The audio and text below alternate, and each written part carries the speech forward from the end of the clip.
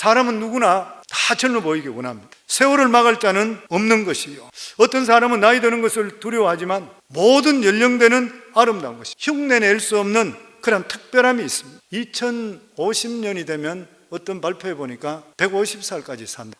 그러고 보니 내가 아직까지 반도 안 살은 거예요. 사람들마다 흉내낼 수 없는 특별함이 있는 것입니다. 생각에 따라서 나이에 상관없이 얼마든지 건강하고 젊고 매력적이고 활력이 넘칠 수가 있는 것이 자기 자신을 가꿔야 돼요. 이 소미 오마샤는 평생 건강을 책임지는 거룩한 7가지 습관이 어디서 나오냐면 성경에서 나온다 그래요. 그러면서 그가 이렇게 말했습니다. 레위기 17장 11절에 보면 육체의 생명은 피에 있습니다. 정확한 말이에요. 오늘날 모든 병이 어디서 나와요? 피에서. 이게 지금 수천 년 전인데 하나님 말씀이 기가 막히게 맞는 거죠. 페아페스 하스피털에도 새롭게 채우고 이런 거 보면 혈관관계잖아요. 병들이 모두 혈관관계예요. 피라는 것이요. 피가 깨끗하여 막힘이 없이 하는 것이 건강을 지키는데 가장 중요하다. 성경 말씀 그대로. 그러면서 7가지 거룩한 습관을 이야기하는데 첫 번째가 평안이 넘치는 생활. 예수 믿으면 평안하죠. 염려 걱정 주님 맡아주시잖아요. 두 번째가 청정한 음식을 바로 먹어야 돼요. 세 번째가 알맞은 운동. 네 번째가 충분한 물. 다섯 번째가 기도와 금식. 여섯 번째가 주기적인 맑은 공기 마심과 햇빛 쬐기. 일곱 번째가 완전한 휴식. 이 중에 가장 핵심은 이 모든 것이 균형이라는 것이에요. 한쪽으로 치우치지 말아야 됩니다. 우리 몸에는 60조의 세포가 있다고. 모든 세포는 재생산되고 한정된 시간을 산대요.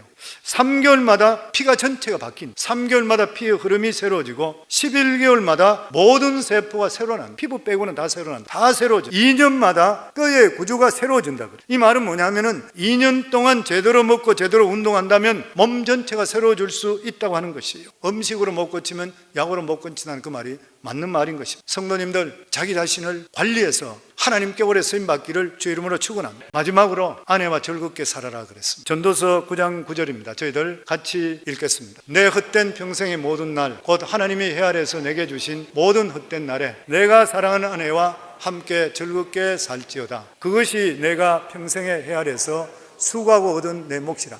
우리 인생이 어떻다고요? 헛된 인생이래. 이 헛되고 헛된 인생 중에서 나에게 가장 수고를 얻은 몫이 뭐냐면은 남편과 아내인 것이. 남편과 아내. 성도님, 가정이 얼마나 중요해요. 하나님께서 아담과 하와를 창조하시는 거 가정을 만들어 주셨어요. 가정을 만들어 줬기 때문에 사탄이 하나님의 가장 가슴 아프게 하는 것이 인간이 타락하는 것, 그리고 하나님 만드는 가정을 깨트리는 것이. 즐거운 인생은 어디서 오는 것입니까? 가정에서 오는 것이. 가정이 행복하지 못하면 절대로 참 행복을 누릴 수가 없는 것이에요. 성경에서 가정에서 행복을 누리지 못하면 그 사람은 결단코 행복한 사람이 아니라는 것이. 사회적으로 아무리 큰 것을 이루고 성취를 했다 하더라도 집안에 들어가서 행복이 없으면 그 사람은 불행한 사람이에요. 가정을 떠나서는 순도 100%의 행복을 절대로 못 누린다. 그렇기 때문에 혹여나 성도님들 올해를 시작하면서 가정이 삐끗거리는 가정이 있습니까? 문제가 있는 가정이 있습니까? 가정은 결합을 위해서 기도하시고 마음속에 있는 것을 내려놓고 이해할 수 있기를 주의 이름으로 축원합니다. 혹여나 또 결혼하기 위해서 가끔 유혹을 받아서 불신자와 결혼하더라도 행복한 가정을 이룰 수 있다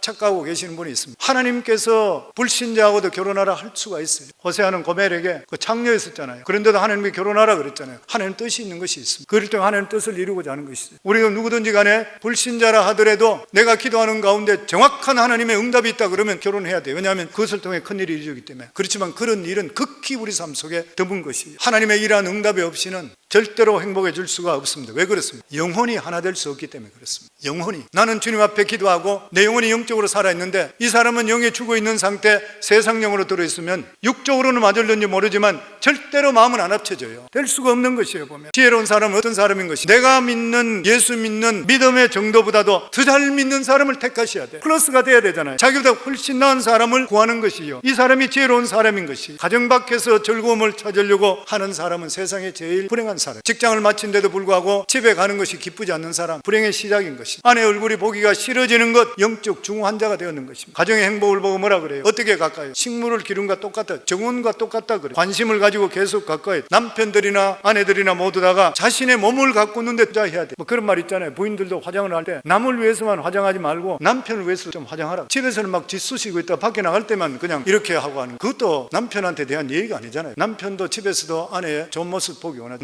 남자도 마찬가지인 것이. 남자도 가능하면 아내에게 좋은 모습들을 보여줘. 자기 관리를 할 수 있어야 되고 각자에 투자할 수가 있어야 되는 것이. 남자들은 딴 데 돈 함부로 사용하지 말고 아내에게 투자할 수 있기를 주의 이름으로 축원합니다. 서로를 위해서 투자해서 행복한 가정을 꾸밀 수 있기를 주의 이름으로 축원합니다. 성도님, 우리가 새로운 한 해를 시작하면서 우리 자신들을 돌아볼 때에 저희들 삶이, 내 삶이 정말 복된 삶이 되기 위해서는 이 인생의 가장 복된 인생이 어떤 인생이냐? 하나님을 진짜 잘 섬기는. 그래서 고린도후서 7장에다 보면 이 하나님 뜻대로 하는 근심은 후회할 것이 없고 구원에 이르게 한다 그랬어요. 그렇지만은 세상 근심은 사망을 이루는 거예요. 내가 어떻게 하면 하나님을 더 잘 섬길까? 내가 하나님께 근심하게 될 때에 우리 삶을 하나님께서 엄청스럽게 축복해 주십니다. 그리고 이웃을 정말 내 몸같이 사랑하기 바라고, 우리에게 허락한 우리의 짧은 인생 속에서 자기 자신도 관리하셔야 돼. 자기 자신에도 투자해야 되고, 그리고 하나님께 허락하신 가정, 남편과 아내 서로 간에 정말 믿음으로 서로 사랑하셔서 가정까지 행복하게 될 때에 이분이 온전한 믿음으로 성공하는 것이. 저는 우리 성도님 모두 다가